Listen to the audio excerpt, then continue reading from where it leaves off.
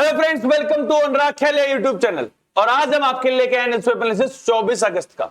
24 अगस्त की जो पहली खबर है हमारी, वो इंडिया यूएस के रिलेशनशिप से रिलेटेड। हमारे जो रिलेशनशिप है वो हर एक लेवल पर होते हैं। जब भी कोई देश एक दूसरे के साथ डिप्लोमेटिक रिलेशनशिप रखता है तो उसके अंदर में एक इंपॉर्टेंट रोल प्ले करते हैं हमारे एम्बेसडर। अमेरिका ने इंडिया के अंदर में जो एम्बेसडर की पोस्ट है वो काफी टाइम से खाली पड़ी रही थी, क्योंकि जो बाइडेन ने किसी को भी नॉमिनेट नहीं किया। फाइनली अब डोनाल्ड ट्रंप ने सर्गी गोर, जो उनके एक इंपॉर्टेंट एलाई रहे मेक अमेरिका ग्रेट अगेन के अंदर में, उनको यहां पर उनका नाम प्रस्तावित किया है कि वो चाहते हैं कि इंडियन एम्बेसडर के तौर पर वो काम करें। इसके साथ साथ उन्होंने कुछ और रीजनल रोल जो है वो उनको दिया है। और अब जो यूएस की कांग्रेस है वो डिसाइड करेगी और ये फाइनलाइज करेगी कि सर्गी गोर जो है वो एम्बेसडर रहेंगे या नहीं रहेंगे।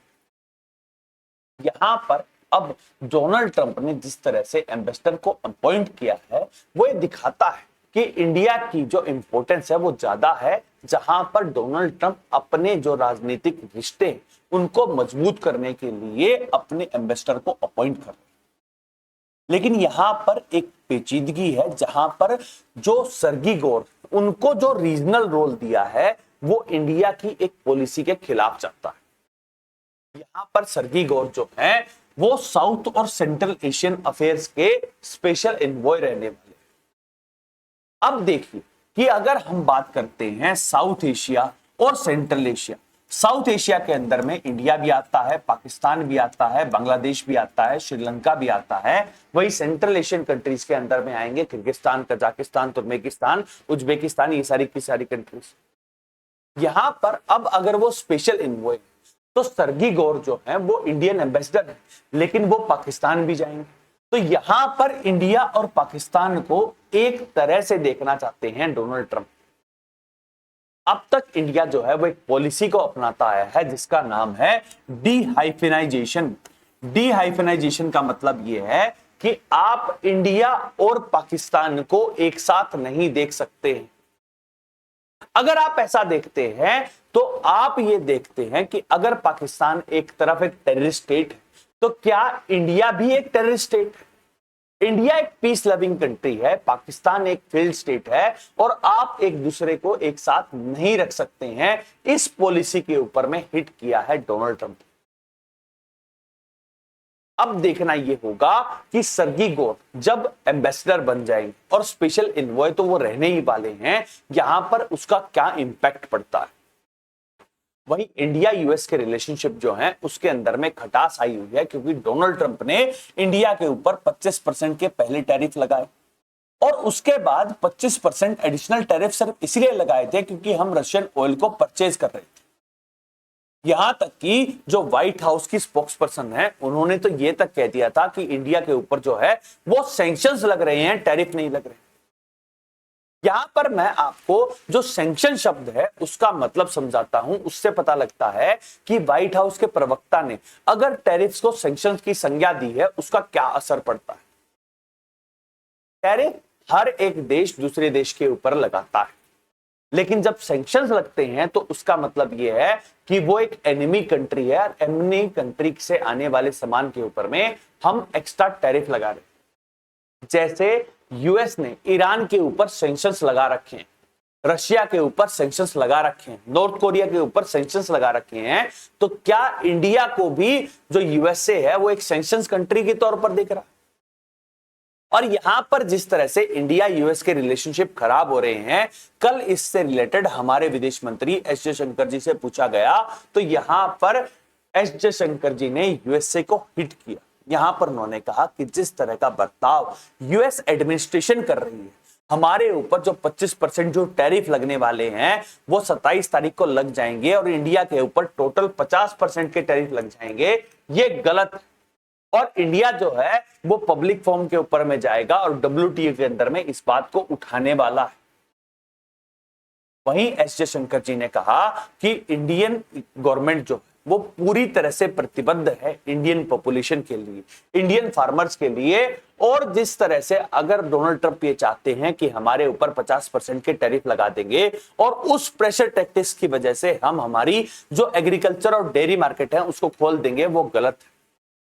यहां पर उन्होंने कहा कि इंडिया यूएस के बीच में जो टैरिफ है वो लगे हैं, लेकिन अभी भी जो बातचीत है वो हो सकती है, अभी भी बातचीत के रास्ते खुले हुए हैं, पूरी तरह से बंद नहीं हुए। अब जो 50% के टैरिफ 27 तारीख को लगने वाले हैं उसका इंपैक्ट भी दिख रहा है, जहां पर इंडियन पोस्टल सिस्टम ने अब सस्पेंड कर दिया है high level booking to USA. जिस तरह से 50% के टैरिफ लगने वाले हैं, अब जो हमारी इंडियन पोस्टल सिस्टम है वो सिर्फ लेटर, डॉक्यूमेंट्स और अगर कोई गिफ्ट $100 से कम का है उसको ही यूएसए भेजेगी। यहां पर जो इंडियन पोस्टल सिस्टम ने जो चेंजेस हैं वो इसलिए किए हैं क्योंकि अब टैरिफ बहुत ज्यादा लग रहा है और टैरिफ लगने की वजह से जो इंडियन पोस्टल सिस्टम है वो अपनी सर्विसेज को यहां पर नहीं दे पाई। अब देखना ये होगा कि इसका और ज्यादा क्या इंपैक्ट पड़ेगा, और जो भी इंपैक्ट पड़ेगा वो मैं आपके लिए ले आऊंगा। अब हम चलते हैं नेक्स्ट न्यूज की तरफ। जो नेक्स्ट न्यूज है वो भी इकोनॉमी से ही रिलेटेड है, जहां पर हमारे कॉमर्स मिनिस्टर पीयूष गोयल जी ने बताया कि जो हमारी फ्री ट्रेड एग्रीमेंट की जो टॉक है वो अभी भी जारी है, जहां पर उन्होंने कहा कि हमारी यूरोपियन यूनियन से बातचीत चल रही है, यूएसए से बातचीत चल रही है, यहां तक कि चिली और पेरू से भी हमारी बातचीत हो रही है। इंडिया और यूएसए के बीच में जो फ्री ट्रेड एग्रीमेंट की बातचीत वो फरवरी के अंदर में स्टार्ट हुई थी, जब हमारे प्राइम मिनिस्टर मोदी यूएसए गए थे। उसके बाद जिस तरह से डोनाल्ड ट्रंप ने 50% के टैरिफ लगा दिए हैं और जो डेलीगेशन यूएसए की तरफ से आना था वो नहीं आया है, लेकिन यहां पर अभी भी जो फ्री ट्रेड एग्रीमेंट है वो ऑन पेपर है, वो ऑन द टेबल है और कभी भी उससे रिलेटेड बातचीत हो सकती है। वहीं पर हमारे कॉमर्स मिनिस्टर ने बताया कि यूरोपियन यूनियन से भी बातचीत चल रही है और जिस तरह से अब यूएस और ईयू की डील हुई है वहां से हमारे को ज्यादा बेनिफिट भी हो। डोनाल्ड ट्रंप ने रेसिप्रोकल टैरिफ जो है वो पूरे विश्व के ऊपर में लगाए थे और उसके बाद ईयू ने यूएसए के साथ डील की थी, जहां पर अब ईयू ने जो उनका कार्बन टैक्स है उसके अंदर में कटौती करने की बात की। सबसे पहली बात आती है कि ईयू का कार्बन टैक्स क्या है। यूरोपियन यूनियन कहता है कि हमें इन्वायरमेंटल कंसर्न को ध्यान में रखना चाहिए और अगर कहीं से भी आने वाला प्रोडक्ट जो है उसके अंदर में अगर कार्बन एमिशन हो रहा है तो हम उसके ऊपर टैक्स लगाएंगे। यहां पर अब यूएसए की और ईयू की जो डील हुई है उसके अंदर में जो कार्बन टैक्स है उसके अंदर में कटौती करने की बात की है ईयू ने। अब यहां पर इंडिया जो है वो भी प्रेशर बनाने की बात कर रहा है कि अगर आप यूएसए के साथ ये डील कर सकते हैं तो आपको ये डील इंडिया के साथ भी करनी पड़ेगी, तभी जाकर इंडिया जो है वो ईयू के साथ फ्री ट्रेड एग्रीमेंट करेगा। वहीं अब हमने जो मार्केट है उसको भी एक्सप्लोर करना शुरू कर दिया है, जहां पर चिली और पेरू के साथ जो फ्री ट्रेड एग्रीमेंट है वो बताता है कि इंडिया चाहता है कि इंडियन गुड्स जो हैं वो हर एक मार्केट के अंदर में आए और हमारे ऊपर जो टैरिफ है वो कम से कम लगे। वहीं इंडिया और ऑस्ट्रेलिया के बीच में जो फ्री ट्रेड एग्रीमेंट है वो ऑलरेडी हो चुका है, लेकिन यहां पर जो 11th राउंड ऑफ टॉक है वो हुई है सीईसीए के अंदर। इंडिया और ऑस्ट्रेलिया का जो फ्री ट्रेड एग्रीमेंट है उसका नाम दिया जाता है सीईसीए। सीईसीए का मतलब है कि कॉम्प्रिहेंसिव इकोनॉमिक कोऑपरेशन एग्रीमेंट। यहां पर 11वें राउंड की मीटिंग हुई है अभी और 23 अगस्त को ही वो खत्म हुई है। अब देखना यह है कि इस मीटिंग के अंदर में क्या निकल के आया है, क्या इंडिया और ऑस्ट्रेलिया के बीच में जो रिश्ते हैं वो मजबूत होंगे, क्या यहाँ पर किसी तरह का जो टैरिफ बैरियर है वो कम होने वाला है जिससे इंडियन गुड्स जो हैं वो ऑस्ट्रेलिया के अंदर में और ज्यादा सस्ते हो पाएंगे और हमारा जो ट्रेड है वो बढ़ेगा। वहीं पर पीयूष गोयल जी ने एक बात और कही है, जहां पर उन्होंने इंडियन से अर्ज किया है कि आप मेक इन इंडिया प्रोडक्ट्स को ही यहां पर आप प्रेफरेंस दीजिए। उन्होंने कहा कि जिस तरह से हमारे प्राइम मिनिस्टर मोदी ने मेक इन इंडिया कॉन्सेप्ट लेके आए थे और आत्मनिर्भर बनने की तरफ बढ़ रहे हैं, यहां पर अगर आपके पास चांसेस हैं तो आप मेक इन इंडिया गुड्स की तरफ जाइए। और जिस तरह से हमने ये देखा है कि साउथ कोरियन जो नेशनल है वो मोस्टली ये प्रेफर करते हैं कि वो अपनी कंट्री में प्रोड्यूस हुए गुड्स को ही लें और उससे जो उनकी इकोनॉमी है वो फ्लरिश करती है। उसी तर्ज पर यहां पर पीयूष गोयल ने कहा है कि हमारे मेक इन इंडिया गुड्स जो हैं वो ज्यादा क्वालिटी में भी अच्छे हैं। और जिस तरह से अब जीएसटी के रिफॉर्म्स की बात हमारे प्राइम मिनिस्टर मोदी ने की है और अब यहां पर जो प्राइस के अंदर में डिप आएगा उससे मेक इन इंडिया गुड्स की जो डिमांड है वो भी बढ़ेगी और हमारी इकोनॉमी जो है वो फ्लरिश करेगी। अब इसका क्या इंपैक्ट पड़ेगा? क्या ईयू के साथ हमारा कोई ट्रेड पैक्ट साइन भी होगा? यूएसए का क्या इंपैक्ट होगा? जो भी अपडेट होगी वो मैं आपके लिए आऊंगा। अब हम चलते हैं नेक्स्ट न्यूज की तरफ। जो नेक्स्ट न्यूज है वो उत्तराखंड से आई है, जहां पर कल एक और फ्लैश फ्लड का जो इंसिडेंट है वो उत्तराखंड के अंदर में देखा गया, जहां पर एक इंसान की मृत्यु भी होगी। यहां पर उत्तराखंड के जो चमोली डिस्ट्रिक्ट है वहां पर फ्लैश फ्लड आई, जिसके अंदर में एक आदमी गुजर गया। यहां पर एसडीआरएफ और एनडीआरएफ की जो टीम्स है यहां पर डिप्लॉय करती गई है, जहां पर एसडीआरएफ की टीम ने बताया है कि 30 लोग जो हैं वो इंजर्ड भी हो गए। फ्लैश फ्लड क्या होती है कि जब एक साथ बहुत ज्यादा बारिश हो जाती है और बारिश होने के साथ साथ जो हिली एरियाज है वहां पर स्लोप होता है और स्लोप में जब पानी नीचे आता है तो उसके साथ साथ बहुत सारी डिब्रीज आ जाती है, जो यहां पर आप देख भी पा रहे होंगे, और इसे ही बोला जाता है फ्लैश फ्लड। अब यहां पर जो उत्तराखंड की सरकार है वो यहां पर अपने राहत और बचाव कार्य कर रही है और उत्तराखंड के अंदर में अभी भी ऑरेंज अलर्ट जारी किया हुआ है, क्योंकि उत्तराखंड के अंदर में अभी भी बहुत ज्यादा बारिश हो सकती है। जो नेक्स्ट खबर आ रही है वो कर्नाटका से, जहां पर 45 साल का एक विसल ब्लोअर था जिसने कहा था कि जो धर्मस्थली है कर्नाटका के अंदर में, यहां पर बहुत सारी बॉडीज जो हैं वो दफनाई गई। यहां पर उसने एलिगेशन लगाई थी कि धर्मस्थली की जो मैनेजमेंट के जो लोग हैं, यहां पर जो श्रद्धालु आते हैं उनके साथ मोलेस्टेशन की गई है और उसके बाद उन्हें मारकर वहीं पर गाड़ दिया गया। ये जो मुद्दा है ये पूरे कर्नाटका के अंदर में उठ रहा था और उसके बाद कर्नाटका की जो सरकार है सिद्धारमैया की, उन्होंने एक एसआईटी का गठन किया था। यहाँ पर जो स्पेशल इन्वेस्टिगेशन टीम है उसने अब फाइनली जो विसल ब्लोअर है उसको ही अरेस्ट कर लिया है और यहाँ पर उन्होंने कहा है कि जिस तरह से फैब्रिकेटेड एविडेंस और जिस तरह से पर्जरी की है इसीलिए उनको अरेस्ट किया गया। अभी भी वो विसल ब्लोअर है तो इसीलिए उसकी आइडेंटिटी जो है वो रिवील नहीं की गई है और यहाँ पर 3 सितंबर तक उसको हिरासत में भेज दिया है कोर्ट। तो नेक्स्ट खबर आ रही है हमारी वो भी कर्नाटका से है, जहां पर कर्नाटका के जो एक एमएलए हैं और एक गेमिंग बिजनेसमैन है, कल उनके घर के अंदर में ईडी ने छापे मारे, जहां पर 12 करोड़ रुपए कैश, 6 करोड़ रुपए की ज्वेलरी और यहां पर 100 किलो से ज्यादा ज्वेलरी है वो मिली। यहां पर 4 साधनों को भी सीज किया है इन्फोर्समेंट डायरेक्टरेट। यहां पर ईडी ने कहा कि जिस तरह से जो ऑनलाइन रेगुलेशन एक्ट जो हमारी संसद से पास हो चुका है और उसके बाद जो स्वीकृति है वो हमारी राष्ट्रपति ने भी दे दी है, तो अब एक कानून बन चुका है। यहां पर जो वीरेंद्र, जिन्हें पप्पी के नाम से भी जाना जाता है, यहां पर उनको अरेस्ट कर लिया गया है और यहां पर उनके ऊपर चार्जेस हैं कि किंग्स 567 और राजा 567 नाम से वो गेमिंग और सट्टे की कई सारी वेबसाइट चला रहे थे।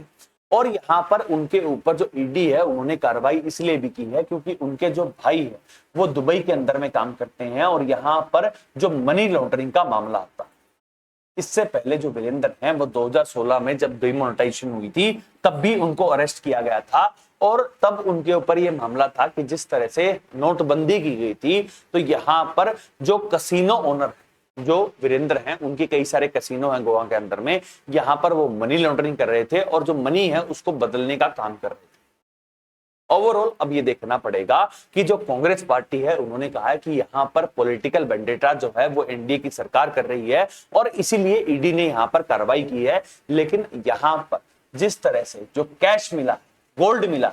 और जिस तरह से उनका अरेस्ट हुआ ये बताता है कि यहां पर ईडी के पास पुख्ता सबूत थे। अब यहां पर इससे रिलेटेड जो भी अपडेट होगी वो मैं आपके लिए आऊंगा। अब हम चलते हैं नेक्स्ट न्यूज की तरफ। जो नेक्स्ट न्यूज है हमारी वो हमारे मुख्य न्यायाधीश जस्टिस बी.आर. गवई से रिलेटेड है। कल हमारे मुख्य न्यायाधीश justice B R. Gavai Goa high court के अंदर में गए थे और यहाँ पर उन्होंने एक ऐतिहासिक फैसला दिया था, जहां पर उन्होंने कहा था कि जो शेड्यूल कास्ट के अंदर में जो रिजर्वेशन दी जा रही है उसके अंदर में जो सब क्लासिफिकेशन की जानी चाहिए वो एक इंपॉर्टेंट फैसला है और यहाँ पर उन्होंने उसके बारे में बताया। यहां पर उन्होंने कहा कि जो शेड्यूल कास्ट है उसके अंदर में अलग अलग जो कास्ट है उनको जो अनफेयर ट्रीटमेंट मिल रहा है, यहाँ पर जो शेड्यूल कास्ट की रिजर्वेशन है वो पूरी शेड्यूल कास्ट के लिए है, और यहाँ पर जो सब क्लासिफिकेशन है वो एक इंपॉर्टेंट पार्ट है और इसीलिए ये किया गया। यहाँ पर उन्होंने कहा कि इस जजमेंट के लिए उनका कई बार क्रिटिसिज्म भी होता है, लेकिन वो इस क्रिटिसिज्म को सहने के लिए तैयार है, क्योंकि शेड्यूल कास्ट के अंदर में सब क्लासिफिकेशन जो है वो एक इंपॉर्टेंट एस्पेक्ट था जो उनके जजमेंट से निकल कर आया। जो नेक्स्ट खबर आ रही है हमारी वो भी सुप्रीम कोर्ट से है, जहां पर सुप्रीम कोर्ट ने झारखंड हाई कोर्ट से कहा है कि जो वुमेन जज ऑफिसर्स हैं यहां पर उनको रिक्वेस्ट किया है कि आप जितनी भी जो जुडिशियल ऑफिसर्स हैं जो वुमेन, उन सबको यहां पर कंसीडर किया कीजिए, और ये बात सुनिश्चित किया कीजिए जब भी उनके ट्रांसफर हो रही है तो यहां पर आपको ये देखना होगा कि जो वुमेन है उनके जो बच्चे हैं उनकी एजुकेशन को कोई भी हार्म ना हो। वही जो नेक्स्ट खबर आ रही है हमारी वो आईआईटी खड़गपुर से है, जहां पर आईआईटी खड़गपुर को अंदर में पहला डीन बना है जो स्टूडेंट वेलफेयर वेलबींग के लिए। यहाँ पर अरुण चक्रवर्ती जो प्रोफेसर हैं उनको यहाँ पर इस पोस्ट के लिए रखा गया है, और ये जो कदम है आईआईटी खड़गपुर का ये बहुत ज्यादा सराहनीय है। जिस तरह से आईआईटी के अंदर में जाने वाले जो स्टूडेंट्स हैं, जहां पर स्टूडेंट की वेलबींग के लिए अगर इस तरह से डीन की अपॉइंटमेंट हो रही है तो ये बताता है कि अब हमें हमारे प्रीमियर इंस्टीट्यूट्स के अंदर में जाने वाले जो स्टूडेंट्स हैं उनकी वेलबींग के लिए हमें यहाँ पर जो डीन्स हैं उनको और ज्यादा अपॉइंट करना चाहिए। और यहाँ पर जिस तरह से अरुण चक्रवर्ती जी का जो एक बैकड्रॉप रहा है, जहां पर उन्होंने बहुत सारे स्टूडेंट्स को जिस तरह से मोटिवेट किया है, यहाँ पर इस तरह के प्रोफेसर्स भी हमें और ज्यादा चाहिए, और इस तरह के इनिशिएटिव जो हैं वो हमें हर एक इंस्टीट्यूट के अंदर में चाहिए। अब हम चलते हैं नेक्स्ट न्यूज की तरफ। जो नेक्स्ट न्यूज है वो हमारी वो तेजस एयरक्राफ्ट से रिलेटेड है। तेजस एयरक्राफ्ट जो इंडिया के द्वारा बनाया गया जो तेजस एयरक्राफ्ट है उसकी मैन्युफैक्चरिंग तो इंडिया करता है, उसका डिजाइन भी इंडिया ने किया है, लेकिन यहाँ पर जो उसका जेट इंजन है, जो MK2 इंजन है, वो जनरल इलेक्ट्रिक्स जो एक यूएस बेस्ड जो कंपनी है उससे लेता है। यहाँ पर 2 साल पहले एक एग्रीमेंट हुआ था जहां पर जीई और हमारी हिंदुस्तान एरोनॉटिकल जो लिमिटेड है वो साथ में मिलकर यहाँ पर इसकी प्रोडक्शन इंडिया के अंदर में स्टार्ट करने वाले थे, और जो डिलीवरी है वो भी जनरल इलेक्ट्रिक को करनी थी।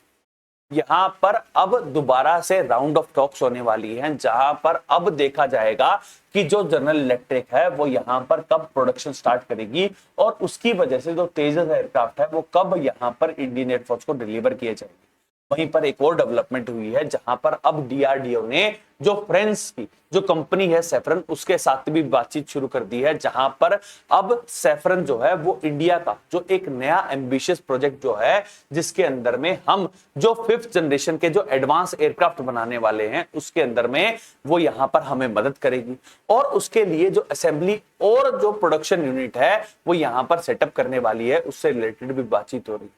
अब ये दोनों की दोनों बातचीत ये दिखाती है कि इंडिया का जो मेक इन इंडिया कंसेप्ट है उसको यहाँ पर हम पूरी तरह से तजव्वुद दे रहे हैं, और जिस तरह से अब अगर जी यहाँ पर टेक्नोलॉजी को ट्रांसफर कर देगा और हमें इंजन मिल जाएंगे तो फाइनली जो हमारी इंडियन एयरफोर्स है उसके अंदर में जो तेजस एयरक्राफ्ट है वो जल्दी जल्दी इंडक्ट भी हो जाएंगे, और कल को हम हमारे जो तेजस एयरक्राफ्ट है उनको एक्सपोर्ट भी कर सकते हैं। जो नेक्स्ट खबर आ रही है हमारी वो यूएसए से है। यूएसए के अंदर में एक हादसा हुआ, और हादसे के अंदर में जो तेजिंदर सिंह जो एक ट्रक ड्राइवर हैं उन्होंने एक रॉन्ग टर्न ले लिया। रॉन्ग टर्न लेने की वजह से 3 जो लोग हैं वो मारे गए। यहां पर अब इसका इंप्लीकेशन जो है वो यूएसए से लेके पंजाब तक देखा जा रहा है। हरजिंदर सिंह जो पंजाब से थे और डंकी के रास्ते यूएसए पहुंचे थे, यहां पर अब जो यूएस ऑफिशियल्स हैं उन्होंने कहा है कि पहले तो वो प्रिजन सेंटेंस मिलेगा उन्हें और उसके बाद उन्हें डिपोर्ट कर दिया जाएगा। वहीं पर अब डोनाल्ड ट्रंप ने की एडमिनिस्ट्रेशन ने ये कहा है कि जिस तरह से जो इलीगल इमिग्रेंट्स जो कनाडा के रास्ते या यूएसए के अंदर में है, अब यहाँ पर एक प्रॉपर चेकिंग की जाएगी और ये सुनिश्चित किया जाएगा कि रोड सेफ्टी जो है वो यूएसए के अंदर में पूरी तरह से। इसका इंपैक्ट पंजाब के अंदर में क्यों हो रहा है? क्योंकि हरजिंदर सिंह का जो परिवार है वो पंजाब से है और यहाँ पर अब उनको जिस तरह से यहाँ पर डंकी के रास्ते भेजा था, जो लोन लिया था, अब तक उसका भुगतान भी नहीं हुआ है और अब हरजिंदर सिंह जो है उनको अरेस्ट कर लिया गया। जो नेक्स्ट खबर आ रही है हमारी वो संसद से है, जहां पर टीएमसी के सांसदों ने ये कहा है कि वो जेपीसी का पार्ट नहीं हूं। यहां पर जो ज्वाइंट पार्लियामेंट्री कमेटी जो है वो बनने वाली थी, क्योंकि हमारे होम मिनिस्टर ने कॉन्स्टिट्यूशनल अमेंडमेंट एक्ट 130 को यहां पर प्रस्तावित किया। इसके तहत ये कहा जा रहा था कि जो प्राइम मिनिस्टर, चीफ मिनिस्टर, जितने भी मिनिस्टर्स हैं स्टेट के अंदर में या यूनियन मिनिस्टर जो हैं, अगर वो 30 दिन से ज्यादा जेल के अंदर में रहते हैं, उन्हें बेल नहीं मिलती है और ऐसे केस के अंदर में गए हैं जहां पर उन्हें 5 साल तक की जेल हो जाती है, तो 31वें दिन जो है उनको हटना पड़ेगा। यहां पर टीएमसी ने बताया कि जिस तरह से बिल लेके आ रहे हैं, यहां पर उनकी जो पार्टी है वो इसका पार्ट नहीं बनेगी और इसलिए जेपीसी के अंदर में भी वो इंक्लूड नहीं हो। जो नेक्स्ट खबर आ रही है हमारी, वो तेलंगाना से है, जहां पर तेलंगाना कांग्रेस ने एक नया कदम लिया है, जहां पर वो कह रहे हैं कि अब तेलंगाना के अंदर में जितने भी लोकल इलेक्शंस होंगे, वहां पर 42% सीट्स जो हैं वो बैकवर्ड क्लास के लिए रिजर्व कर दी जाएंगी। यहां पर उन्होंने कहा कि जिस तरह से राहुल गांधी जी जो पिछड़ों की बात करते हैं, जो ओबीसीज की बात करते हैं, इसीलिए अब तेलंगाना कांग्रेस ने जो ये इंप्लीमेंटेशन है वो किया है, जहां पर अब लोकल इलेक्शंस के अंदर में जो 42% सीट्स हैं वो ओबीसी कैटेगरी के लिए रिजर्व कर दी जाएंगी। तो नेक्स्ट खबर आ रही है हमारी, वो हमारे यूनियन मिनिस्टर प्रहलाद जोशी जी से रिलेटेड है, जहां पर प्रहलाद जोशी जी ने कहा कि भगवंत मान जो पंजाब के चीफ मिनिस्टर, उन्होंने यहां पर एक क्लेम किया था, जहां पर उन्होंने कहा कि जो एनएफएसए है, जो एनएफएसए है, नेशनल फूड सिक्योरिटी एक्ट जो है, यहां पर लगभग 1.41 करोड़ जो पंजाब की पॉपुलेशन है उसको हटा दिया है यूनियन गवर्नमेंट। यहां पर प्रहलाद जोशी जी ने कहा कि भगवंत मान जी एक कॉन्स्टिट्यूशनल पोस्ट के ऊपर बैठे हैं और आपको कभी भी गलत फैक्ट्स जो हैं यहां पर मीडिया के अंदर में नहीं देने चाहिए। आपने जो हमें डाटा दिया है और जो नेशनल फूड सिक्योरिटी एक्ट 2013 के अंदर में आया था, जितना डाटा पंजाब की तरफ से आया है वही यहां पर प्रस्तुत किया गया है। जो डाटा आप देते हैं, ये सारा डाटा प्रोवाइड करने की जिम्मेवारी जो है वो स्टेट गवर्नमेंट की है, स्टेट ने हमें प्रोवाइड किया है और यहां पर हम कोई भी ऑल्टरेशन नहीं करते। तो नेक्स्ट खबर आ रही है हमारी, वो अनिल अंबानी जी से रिलेटेड है, जहां पर अब सीबीआई और ईडी दोनों की दोनों जो है यहां पर अनिल अंबानी जी के खिलाफ एक कार्रवाई कर रही है। जहां पर सीबीआई ने जो एक एलिगेशन है जिसके अंदर में 2929 करोड़ रुपए की जो ट्रांजैक्शन थी, इससे रिलेटेड यहां पर सीबीआई ने उनके घर के अंदर में छापेमारी की है और एक केस जो है वो फाइल कर दिया है। वहीं पर ईडी ने जो 20,000 करोड़ रुपए का जो लोन है उसके फ्रॉड के मामले में यहां पर उनके खिलाफ कार्रवाई शुरू की। अब इससे रिलेटेड जो भी डेवलपमेंट होगी वो हम आपके लिए आएंगे। अब हम चलते हैं इंटरनेशनल न्यूज की तरफ, जहां पर जो पहली खबर है वो इजराइल से है और इजराइल के अंदर में कल मैंने आपको बताया था कि गाजा के अंदर में जो फेमाइन वो घोषित हो गई है और यहां पर फेमाइन जो है घोषित होने के बावजूद जो यूएसए है वो अभी तक साइलेंट है और उनके साइलेंस की वजह से जो इजराइल है उसके जो इरादे हैं वो और ज्यादा मजबूत देखे जा रहे हैं। जहां पर कल देखा गया कि अटैक के अंदर में जिस तरह से मिसाइल और ड्रोन अटैक हुआ है, लगभग 33 लोग जो हैं वो मारे गए हैं और अब देखना यह होगा कि गाजा सिटी का लगभग 80% जो रीजन है वो अब इजरायली फोर्सेस के पास है। यहां पर फिलिस्तीनी लोगों को यहां से निकाला जा रहा है और जिस तरह से उन्हें विस्थापित किया जा रहा है, जितनी भी जो ग्लोबल फॉर्म्स हैं यहां पर इजराइल को पूरी तरह से निंदा कर रही है, लेकिन यूएसए यहां पर इजराइल के सपोर्ट में है और इसीलिए कोई भी बात नहीं हो रही।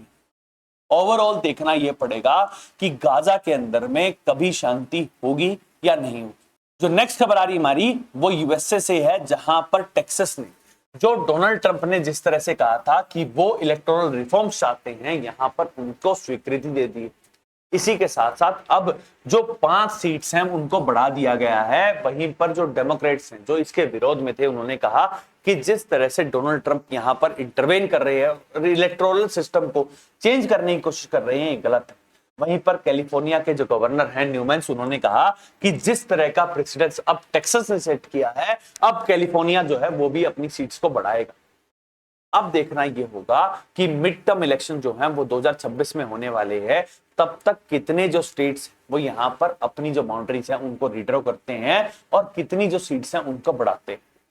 तो नेक्स्ट खबर आ रही है हमारी वो साउथ कोरिया और जापान से है, जहां पर दोनों ने साथ मिलकर अब इन्वायरमेंट को चैलेंज करने के लिए यहां पर एक पैक्ट साइन किया है, जहां पर उन्होंने कहा कि जो इन्वायरमेंटल कंसर्न है उनको खत्म करने के लिए अब जापान और साउथ कोरिया जो है वो मिलकर काम करेंगे। वहीं जो नेक्स्ट खबर आ रही है हमारी, वो रशिया यूक्रेन कॉन्फ्लिक्ट से रिलेटेड है, जहां पर रशिया ने अब ये क्लेम किया है कि डोनेट्स्क रीजन के अंदर में 2 और विलेजेस जो हैं वो रशियन आर्मी के कंट्रोल के अंदर में आ गए। जिस तरह से रशिया यूक्रेन कॉन्फ्लिक्ट के अंदर में ज्यादा से ज्यादा लैंड ग्रैब करने की कोशिश कर रहा है, क्योंकि उसे लग रहा है कि डोनाल्ड ट्रंप जो है वो पीस एग्रीमेंट करना चाहते हैं, जहां पर रशिया की पहली डिमांड ये है कि जो लैंड रशिया के पास है उसको अब वही रखेगा, और अगर ऐसा होता है तो यहां पर लगभग 20% ऑफ यूक्रेन जो है वो रशिया के पार्ट बन जाएगा। जो लास्ट खबर आ रही हमारी, वो पाकिस्तान से है, जहां पर पाकिस्तान के विदेश मंत्री जो इशक दर हैं वो अब बांग्लादेश जाने वाले हैं, और जहां पर जो 13 साल के बाद पहली बार वो चाहते हैं कि बांग्लादेश और पाकिस्तान के जो रिलेशनशिप हैं वो मजबूत हो, और यहां पर एक नया अध्याय जो है वो लिखा जाए। That's all for today. Thank you very much and please subscribe to Anurag Khele YouTube channel. Thank you.